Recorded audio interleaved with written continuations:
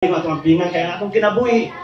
lumalabay lang atong kinabuhi nga kani ang itong kinabuhi hatag na sa Ginoo mo na nga atong ampingan atong kinabuhi sama nagyapon nga nagulam ka sa sakyanan ang sakyanan naguba unsa na kuaon gina sa iya nanagyapon ang Ginoo nga kanang atong kinabuhi sa metag iya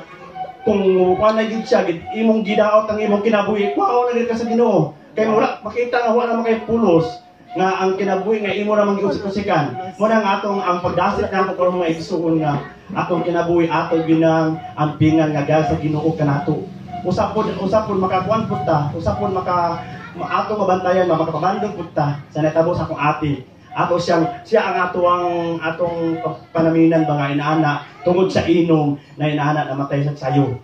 40 pa yan edad ikuha gid sa Ginoo mo na nga kita gusto pa ta mataas ang kinabuhi atong ampingan nato atong kinabuhi may igsoon ang atong kinabuhi di sa kalibutan may igsoon mubo lang mo na nga atong kinabuhi atong i-enjoy sa pagpangalagad sa Ginoo diya kay ang Ginoo ra man nasayod sa atong kaugmaon Jeremiah 29:11 siya man nasayod na kabalo sa atong kaugmaon siya ang nasayod mo na nga sa Salmo 139 nga napakasagdakuan ka sa imong ginikanan kabaw na ang Ginoo nga inaana imong dagan sa imong kinabuhi kung sa kapagulma sa Ginoo mo na nga ang Ginoo ra gid atong himayaon mo na katuyuan sa Ginoo purpose niya nga niata karon hindi pagkatao ka sa kalibutan tungod kay ang plano sa Ginoo sa ato nga magdayeg sa iya mag-alagad diya kaniya mga igsoon kay sara mo gud nakabalo mo na nga Matthew 6:33 nga unahan ninyo pagpangita ang ginarian sa Dios ug paghimog pagkamatarong kaya ang tanang butang iya ka na ikadugang, ikahatang niya. Nawat mga pangandoy, tinguha sa itong kinabuhi. Pero ang Ginoo, kabalo naman daan, ang gusto ng Ginoo nga unahon siya.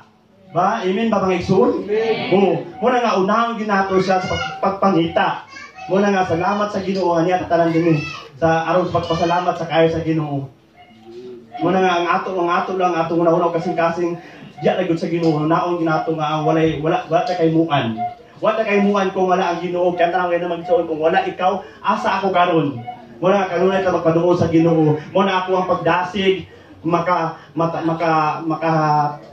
diyog mga igsuon sa matagusan nato pinaagi sa balahang espiritu kung ato nang gidawat si Ginoong Hesus nga atong Ginoo ang luwas atong kinabuhi mo na igsuon kanang ato lang isalig atong kinabuhi di kaniya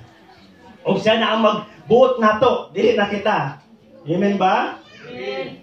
O kana akong pasalamat sa Ginoo may igsoon o karon nakapahuray na gud akong ati tuwa na gud siya na plasta na gud siya pero na plasta na siya ang ihang patay nga lawan na plaster tungod sa pagsuan pagtabang pud sa atong igsoon sa Karistiyo Christian Church sa Kuan Cagayan salamat sa Ginoo ladok ila ni Kuan basta Pastor Nor mga igsoon tanan nga may igsoon nga naghatag thank you Lord salamat sa Ginoo sa kasing-kasing nga kita ra magtindabangay isip mga Kristohanon isip mga anak ta sa Dios kita ra magtindabangay kung manginahang kung naatay kinahanglan mga igsoon labi na ang bukid kaya ang bukid gid wala gid ang bukid mo gid ang bukid gid mao gid na kay kasi ganang usay wala gid mao gid na mako masama sa Ginoo ako gid isalig ang tanang dungog ug himaya pagdayeg sa ato ang buhi nga Dios mga igsoon o kana kan tanan palakpakan nato ang Ginoo mga igsoon